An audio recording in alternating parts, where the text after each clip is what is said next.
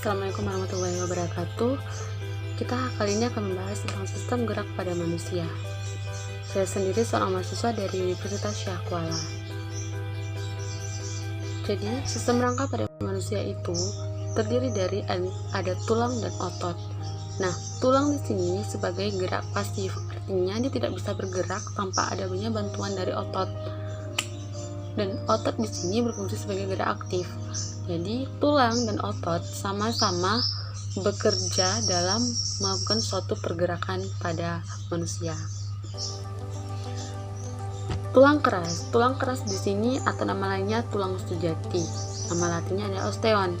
Nah, kenapa dia dibilang tulang keras? Karena dia bersifat keras. Apa yang menyebabkan dia bersifat keras? Kerasnya tulang disebabkan karena dia tersusun dari fosfor dan juga kapur.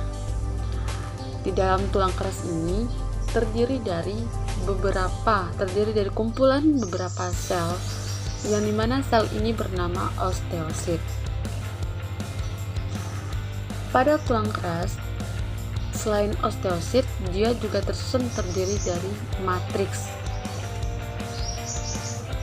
Matriks di sini penyusunnya sekitar 65% berat seluruh tulang. Jenis-jenis matriks ini misalnya seperti semen, kolagen, dan mineral. Nah, pada tulang keras ada namanya proses osifikasi atau proses pembentukan tulang. Proses pembentukan tulang bisa dilihat pada lingkaran merah, dimulai pada tulang yang kecil, lalu dia terbentuk dia di bagian tengah. Nah, di bagian tengah ini dia mulai mengandung sel-sel. Nah, sel-sel osteoblast bentuk si tulang keras. Lalu osteoblast ini, kumpulan dari osteoblast membentuk osteosit. Nah, pada tahap selanjutnya, setelah dia membelah, terbentuklah ossification secondary. Nah, setelah membelah dan terbentuklah pada bagian. Jadi setelah membelah lagi, lalu dia terbentuklah sebuah sistem. Di bagian tengah itu ya, sistemnya adalah saluran Hafford. Saluran Hafford ini dia terdiri dari terdapat pembuluh darah. Ini mana pembuluh darah ini berfungsi untuk mengangkut kalsium dan fosfor. Yang kedua, dia juga terdiri dari lakuna. Lakuna ini merupakan ruang tempat berkumpulnya si osteosit. Nah, lalu ada beberapa jenis dari tulang keras. Jenis yang pertama adalah tulang pendek. Kenapa dia pendek? Ya tentu dia berukuran pendek dan dia itu berbentuk silinder.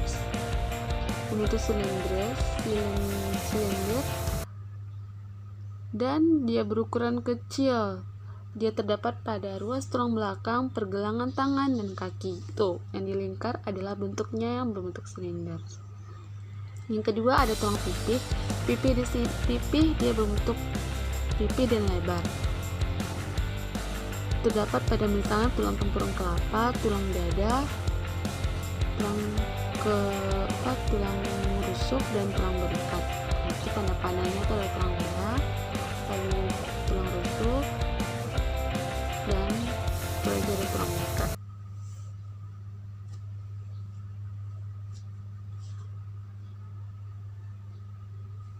Yang selanjutnya ada namanya adalah tulang pipa. Berarti karena dia dinamakan tulang pipa karena bentuknya memang seperti pipa panjang. Tulang pipa ini terdapat pada paha, betis, dan tulang lengan atas. Tulang pipa ini ciri yang khasnya dia memiliki ujung yang membesar, membentuk seperti bongkol. Pada tengah-tengah tulang pipa ini dia terdiri ada 3 bagian ya. Ada namanya bagian paling atas, namanya adalah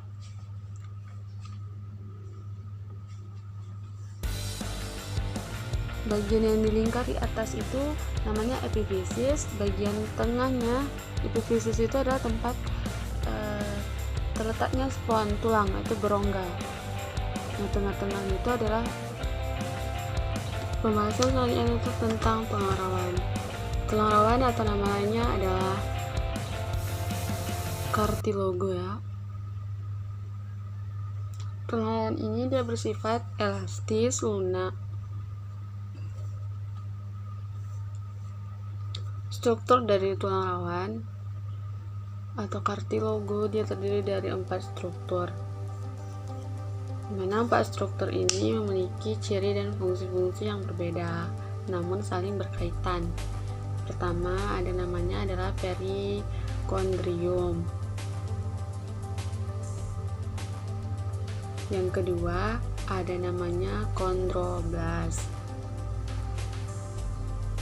Ketiga kondrosit.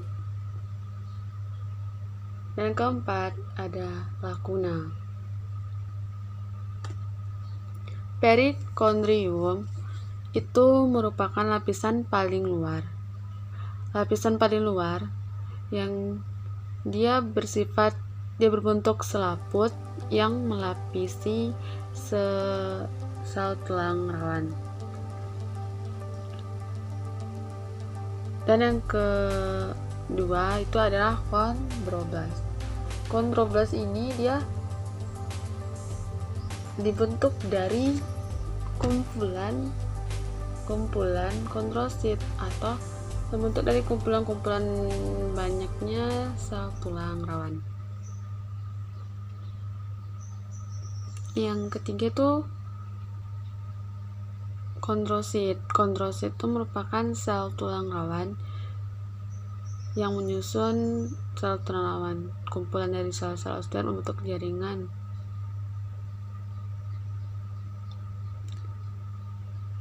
Yang ketiga ada namanya lakuna. Lakuna ini dia adalah tempat seperti ruangan. Di dalamnya dia mengampung beberapa dan bahkan dalam jumlah banyak dia bisa menampung sel kondrosit.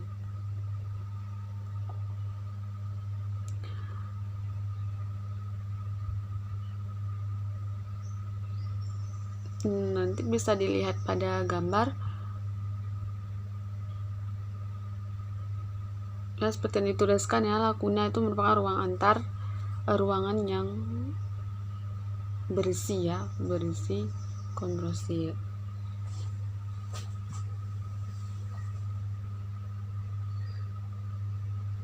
Nah, itu bisa dilihat pada gambar bahwa gambar tanda panah yang paling bawah, gambar paling bawah itu adalah perikondrium. Itu gambar itu bisa dilihat dari mikroskop, bentuknya seperti itu. Seperti ada butiran-butiran kecil, mana perikondrium itu dia berada pada sebelah kiri, dan itu bagian luar. Dan sebelah kanan bisa dilihat bahwa sebelah kanan itu terlihat seperti butirannya lebih kasar, dan ternyata itu adalah lakuna ya, lakuna ruangan. Ada lakuna. Dalam ruangan itu ada butir-butir hitam. Itu bisa disebut dengan kondrosit, itu sel-selnya. Nah, kumpulan dari sel itu nanti bergabung yaitu di dalam lakuna.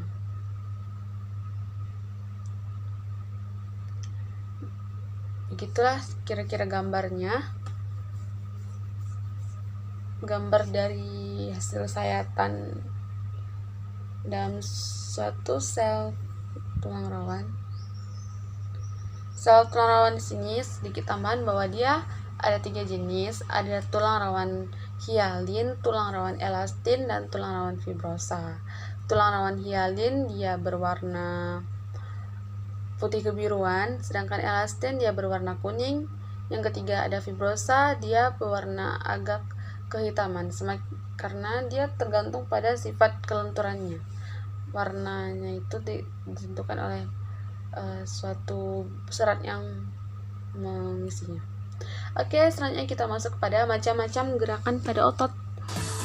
Gerakan pada otot pertama ada gerakan itu kita melihat ada kegiatan sehari-hari di mana ada 2 orang dua orang mahasiswa yang dimana satunya sedang memegang laptop, lalu dia meminta HP kepada kawannya. Gerakan itu ternyata supinasi, itu gerakan pengadahan tangan, dimana gerakan itu sangat sering kita lakukan sehari-hari. Yang kedua ada pronasi.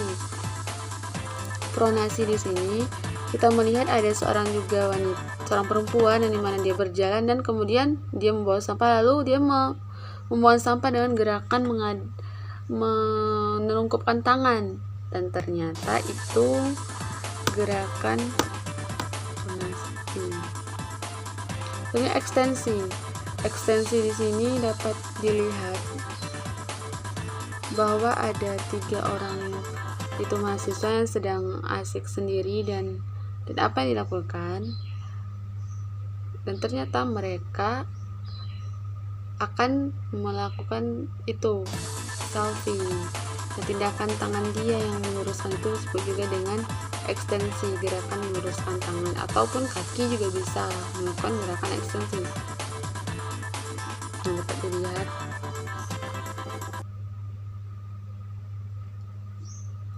Lalu fleksi.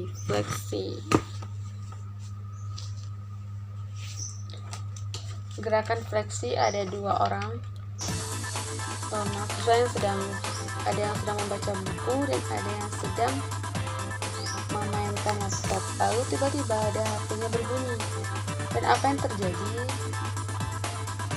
Mereka saling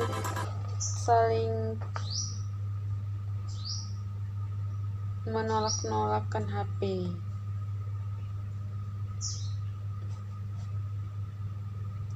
Seperti tangannya itu menekukkan kan.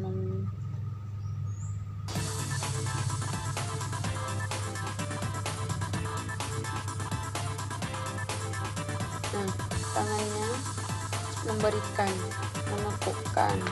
Terlihat tangan itu menekukkan, membengkokkan saat dia memberikan HP.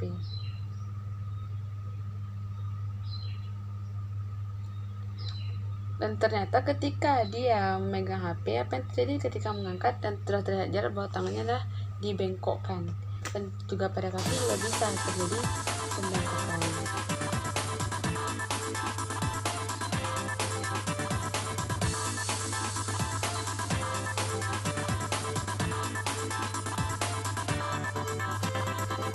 Gerakan selanjutnya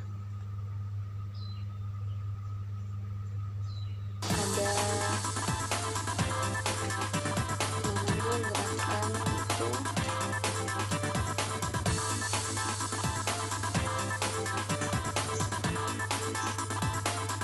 itu tanpa kita sadari, dan ternyata dalam kehidupan sehari-hari kita sangat banyak menggunakan sistem gerak abduksi.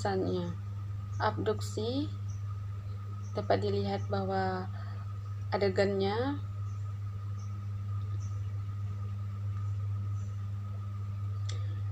tiba-tiba dia melakukan gerakan menjauhi tangan dari seluruh tubuh.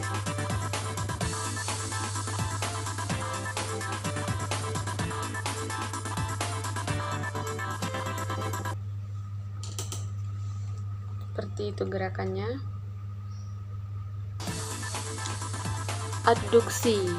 Gerakan adduksi. Tadi abduksi, bedanya abduksi dan adduksi. Kalau ab itu menjauhkan, sedangkan adduksi artinya mendekatkan. Itu cara mudah menghafalnya.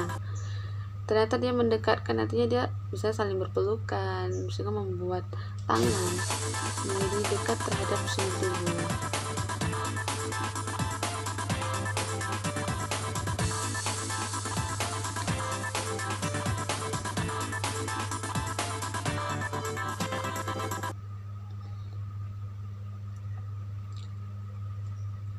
Nah, begitulah mungkin yang ada gerakan, macam-macam gerakan. Nah, itulah dia tadi gerakan menjauhi, Oke, sekarang kita masuk pembahasan lain, yaitu pembahasan tentang struktur dan fungsi sendi di dalam tubuh. Yang menghubungkan antara tulang dengan tulang itu sendi, sehingga tangan bisa bergerak dan kaki itu karena sendi. Nah, fungsinya pertama adalah sendi sebagai penghubung antara tulang agar tulang dapat bergerak. Manfaatnya sendi masih tulang menjadi kaku, jadi semua manusia menjadi manusia kayu atau robot. Robot juga ada sendi. Kayu artinya dia tidak bisa bergerak.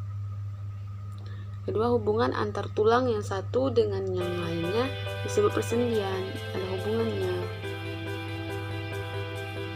Hubungan.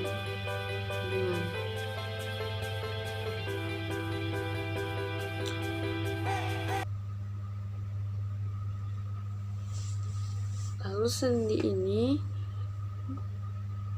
dia terbagi lagi, ada macam-macam persendian. Ayo mari kita menghafal macam-macam persendian. Nah, persendian yang pertama yaitu sendi. Nah, ada berdasarkan sifat gerak dan berdasarkan bentuknya. Sendi dibagi menjadi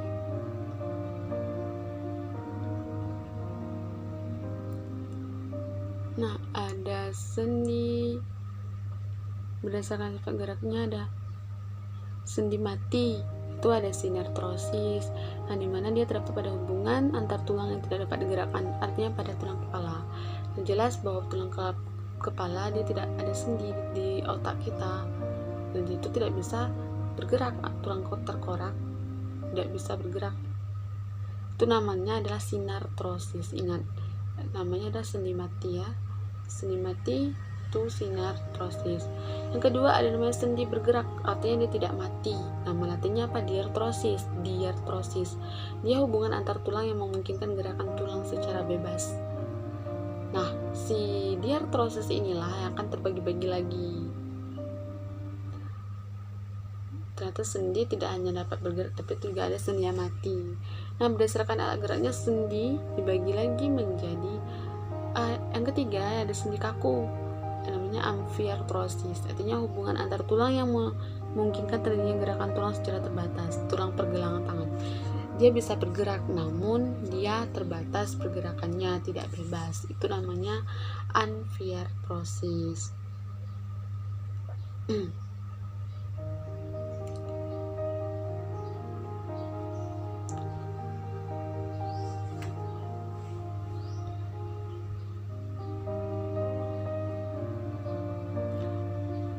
Kedua, berdasarkan bentuknya sendi dibagi menjadi 5. Pertama, ada sendi peluru. Sendi peluru ini adalah sendi yang memungkinkan ke segala arah, tidak dapat bergerak ke segala arah. Contohnya itu sendi antar lengan, bahu, tangan. Bisa dipraktekkan sendiri bahwa ketika kita berolahraga, lengan itu dapat berputar ke segala arah. Itu disebut dengan peluru. Yang kedua, ada sendi engsel. Sendi engsel ini sendi yang memungkinkan gerakan ke satu bidang, seperti gerakan pintu dan jendela. Artinya dia hanya bisa depan dan belakang.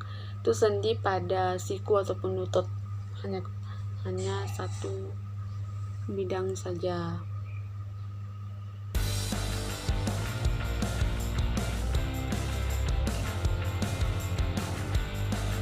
Lalu ada sendi putar. Sendi putar ini adalah sendi yang memungkinkan gerakan memutar. Contoh sendinya pada tulang leher. Kita dapat memutar, kita dapat melihat ke samping kiri, ke samping kanan, ke depan. Itu karena adanya sendi putar.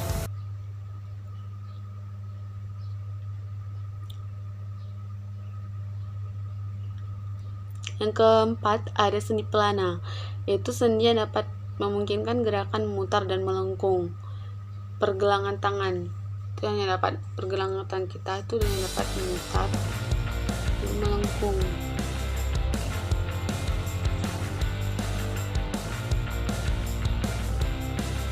Seperti animasi itu dapat dilihat bagaimana. Yang kelima adalah sendi geser. Sendi geser memungkinkan pergerakan antar tulang, misalnya persendian pada tulang-tulang pergelangan tangan dan pada ruas-ruas tulang belakang. Dia hanya sendi bergeser dia. Tidak bisa dia berputar ataupun dia melekuk, dia hanya bergeser.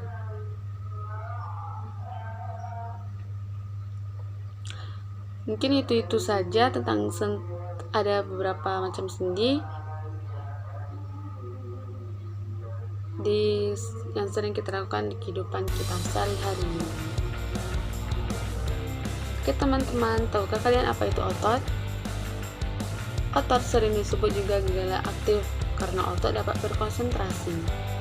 Otot, tanpa adanya otot, secara umum ada 3. Otot ada 3 jenis. Pertama, kontraksi. Yang menyebabkan otot bergerak itu kan adanya kontraksi. Eksentrasi yang merupakan kemampuan otot menunjang dari ukuran semula, itulah kemampuan otot. Terus yang ketiga, kemampuan otot untuk kembali ke ukuran semula. Jadi otot itu ketika misalnya orang berolahraga, ketika sering petinju itu kenapa besar? Karena otot bersifat bersifat tadi dapat membengkak dan bisa kembali kepada semula, itu sifat otot. Nah, jenis-jenis otot ada berdasarkan bentuk dan cara kerjanya. Otot dapat dibedakan menjadi 3 macam, yaitu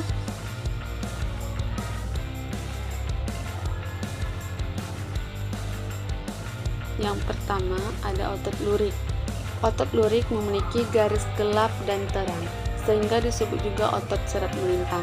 Garis gelap tersebut adalah aktin dan miosinnya yang merupakan komponen penggerak otot. Cara kerja otot lurik dikendalikan oleh otak, sehingga disebut otak sadar. Karena kita bergerak pun secara sadar, itulah disebut juga dengan otot lurik. Dapat dilihat pada gambar bahwa dia terdiri serat aktin dan miosin. Intisannya terdapat di tengah. Dia disebut juga dengan serat lintang. Yang kedua ada otot polos. Otot polos berarti berinti satu, berbentuk gelendong dengan kedua ujung meruncing. Nah, sesuai dengan gambar, bekerja secara tidak sadar atau otonom, lambat dan tidak cepat lelah. Otot ini terletak di organ-organ dalam tubuh, misalnya pada organ pencernaan, pada organ kelamin, ekskresi, dan pembuluh darah. Sehingga otot-otot kita pencernaan pun kita tidak sadar bahwa dalam tubuh kita sedang melakukan pencernaan. Itulah sifat dari otot polos. Tetapi dia tidak mudah lelah dan dia pun tidak sadar. Yang ketiga ada otot jantung. Otot jantung tuh dia berinti banyak, artinya dia itu berinti banyak dan terletak di tengah, terletak di jantung, berbentuk serabut lurik bercabang, dan dia bekerja secara otonom juga, artinya dia bekerja tidak disadari dan dia tidak tahan lemah, artinya dia tidak merasakan lemah. Itu gambarnya, dia bercabang.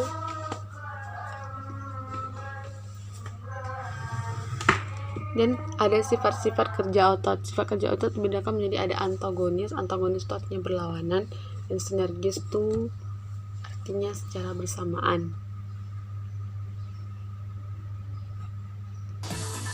Nah, sifat antagonis ini, sifat artinya merupakan kerja dua otot yang berlawanan, yaitu apabila satu otot berkontraksi dan satu otot berelaksasi. Contohnya pada saat fleksi dan ekstensi, dapat dilihat pada gambar.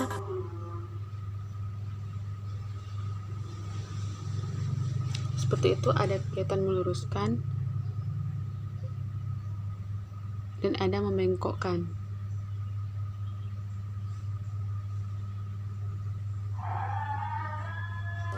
Itu adalah antagonis.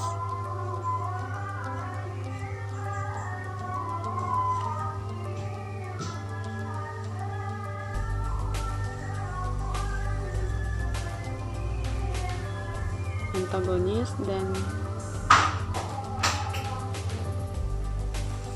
seperti itu dia gerakan meluruskan dan membengkokkan.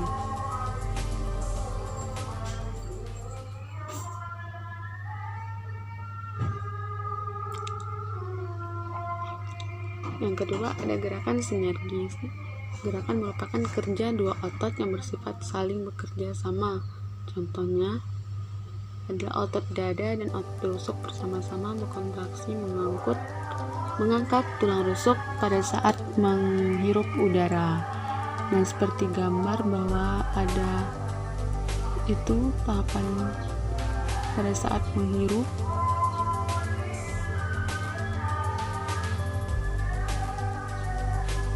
terjadinya kontraksi otot,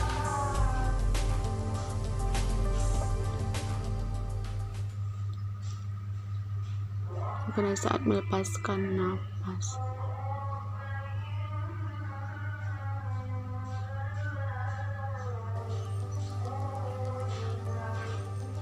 Artinya dia bekerja secara bersamaan.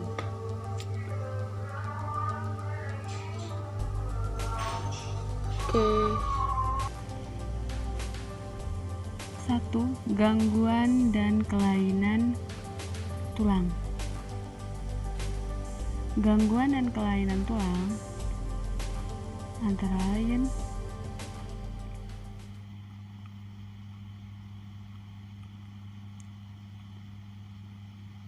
yang pertama ada skoliosis, yaitu kondisi di mana tulang belakang bagian punggung membengkok ke kiri atau ke kanan. Nah, itu gambarnya, tulang belakangnya berbentuk seperti huruf S. Penyebabnya mungkin terlalu duduk membaca dalam posisi yang salah. Yang kedua adalah lordosis, yaitu kondisi di mana tulang belakang bagian punggung membengkok ke depan.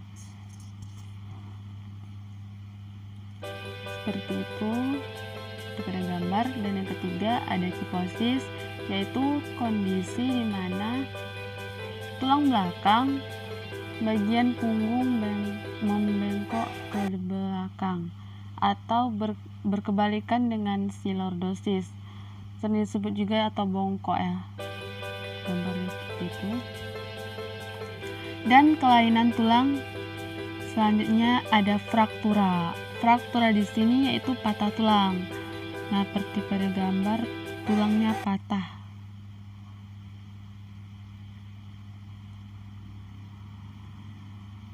Ya, terlihat. Yang kedua ada osteoporosis. Osteoporosis yaitu kondisi di mana tulang menjadi rapuh dan mengakibatkan patah tulang. Biasanya terjadi pada orang lanjut usia. Seperti itu, tulangnya sudah mulai rapuh. Yang ketiga ada rakitis, merupakan penyakit yang disebabkan kekurangan vitamin D dan kalsium sehingga pembentukan tidak sempurna. Gejalanya adalah kaki bengkok berbentuk O, daster O atau penatap X. Oke, mungkin itu saja tentang gangguan dan kelainan tulang.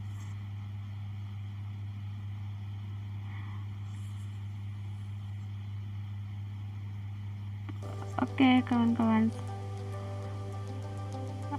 2. Gangguan pada kelainan persendian. Ternyata tidak hanya tulang yang mengalami penggangguan, tapi juga persendian bisa mengalami gangguan. Oleh karenanya berhati-hatilah dalam beraktivitas. Yang pertama ada nama penyakitnya artritis eksudatif, yaitu terjadinya radang atau iritasi pada sendi, menyebabkan sendi terinfeksi dan bernanah.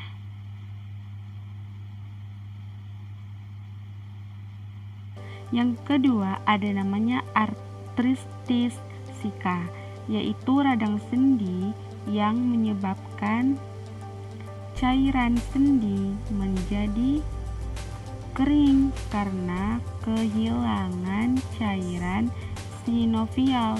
Cairan sinovial adalah cairan pada sendi yang dimana membuat sendi itu bisa bergerak. Yang ketiga ada dislokasi, merupakan bergesernya sendi dari kedudukan semula karena jaringan ligamennya sobek. itu pada gambar terlihat. Yang keempat ada terkilir. Ini yang sering terjadi pada orang-orang pemain sepak bola, merupakan tertariknya ligamen ke posisi yang tidak sesuai, tetapi sendi tidak bergeser. Ligamen adalah yang menghubungkan tulang dengan tulang ya, seperti itu. Yang kelima ada ankilosis. Ankilosis merupakan persendian seolah-olah menyatu sehingga tidak dapat digerakkan. Itu normalnya seperti taman artritis berbentuk merah-merah. Oke, mungkin itu saja tentang gangguan dan kelainan pada sendi. Semoga dapat diketahui dan bermanfaat. Lalu kita masuk lagi pembahasan terakhir, yaitu tentang gangguan dan kelainan pada otot. Semua sistem gerak bisa mengalami kegangguan dan tergantung pada diri kita sendiri saja dalam berhati-hati dalam melakukan aktivitas sehari-hari. Yang pertama ada antropi. Antropi merupakan suatu kondisi di mana otot mereduksi atau mengecil sehingga tidak kuat untuk melakukan gerakan.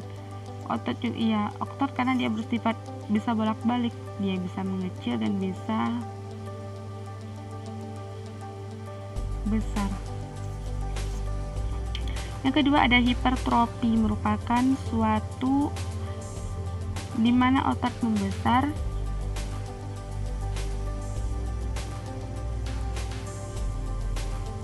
itu seperti olahragawan yang sering melakukan olahraga yang terlalu sering bisa membuat otot membesar terlalu sering latihan. Yang ketiga ada kram, merupakan kejang otot yang disebabkan oleh cuaca dingin atau aktivitas otot terlalu berat, bisa kram ya, itu sehingga susah untuk digerakkan. Yang keempat ada tetanus, merupakan penyakit yang disebabkan oleh bakteri Clostridium tetani. Gejalanya yaitu otot terus-menerus berkontraksi.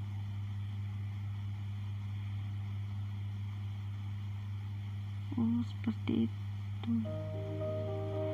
Ya, itu saja mungkin kelainan pada otot, dan semoga informasi yang telah saya sediakan dari awal semoga bermanfaat bagi teman-teman semua, dan terima kasih atas perhatiannya. Wassalamualaikum warahmatullahi wabarakatuh.